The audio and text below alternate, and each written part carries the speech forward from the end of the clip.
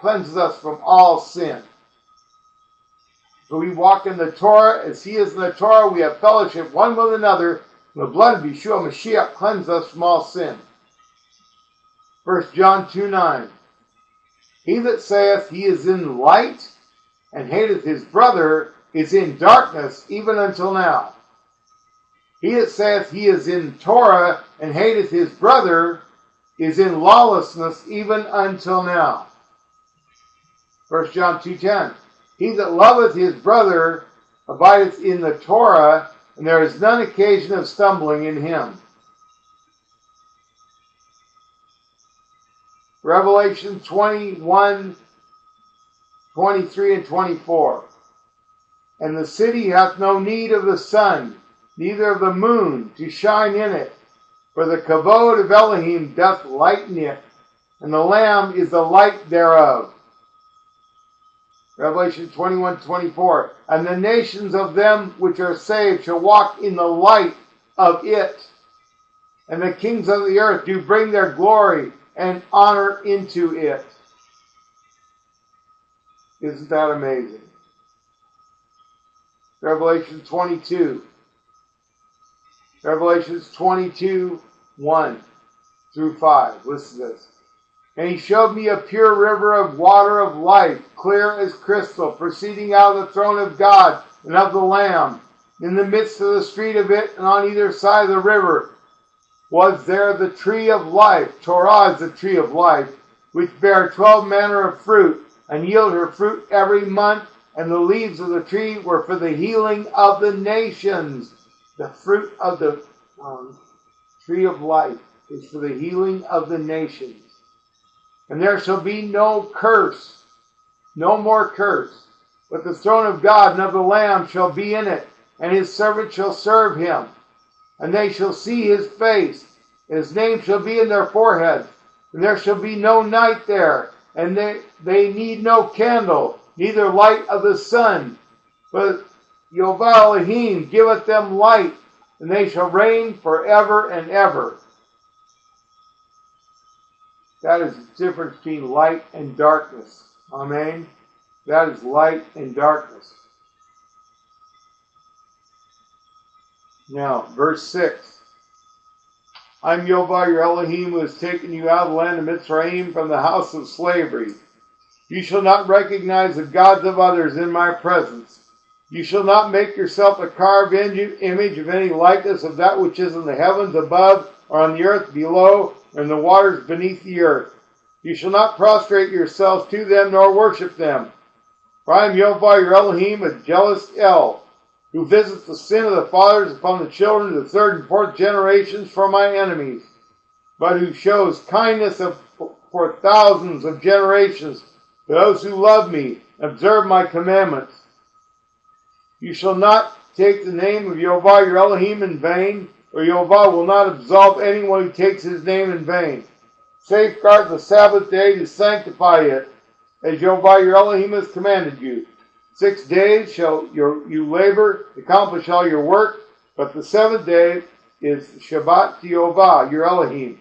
You shall not do any work. You, your son, your daughter, your slave, your maidservant, your ox, your donkey, and your every animal, and your convert within your gates, in order that your slave and your maidservant may rest like you. And you shall remember that you were a slave in the land of Mitzrayim, and Yehovah your Elohim has taken you out from there with a strong hand and with an outstretched arm. Therefore, Yehovah your Elohim has commanded you to keep the Sabbath day. Honor your father and your mother, as Yehovah your Elohim commanded you, so that your days may be lengthened, so that it will be good for you upon the land Yehovah your Elohim gives you. You shall not kill. You shall not commit adultery. You shall not steal. You shall not bear vain witness against your fellow.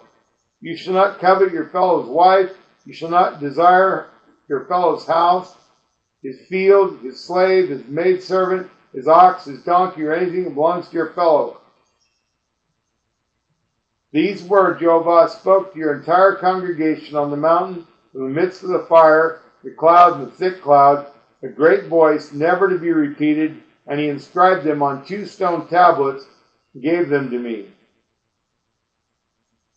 It happened that when you heard the voice amidst the darkness and the mountain was burning in fire, that you, all the heads of your tribes, your elders approached me.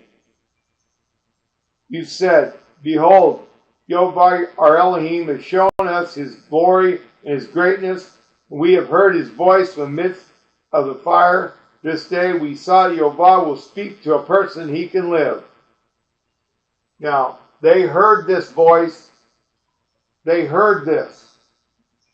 Now, part of the problem comes in right here. Part of the solution and part of the problem. Okay? They heard this. And they're still alive. They heard the voice of God. They heard him speak in the midst of the fire.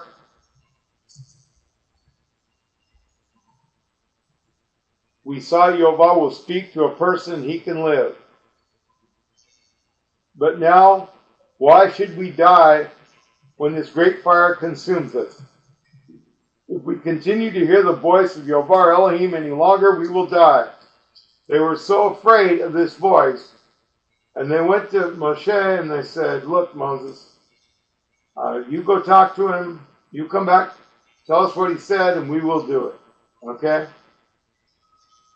Jehovah said, that's good, what they're saying, but I wish they would, I hope they can still do it. Amen?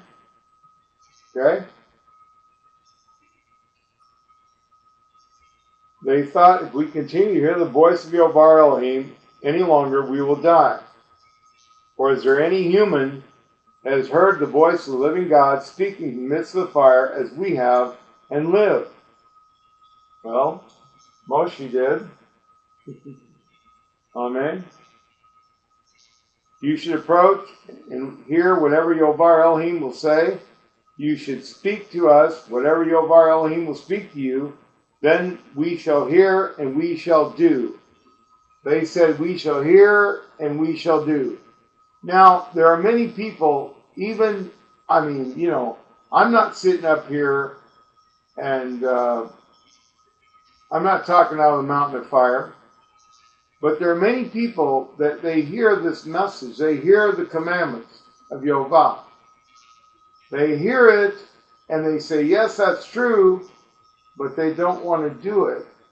Or they come around because they've already heard everything against it. And it's too much for them all at once.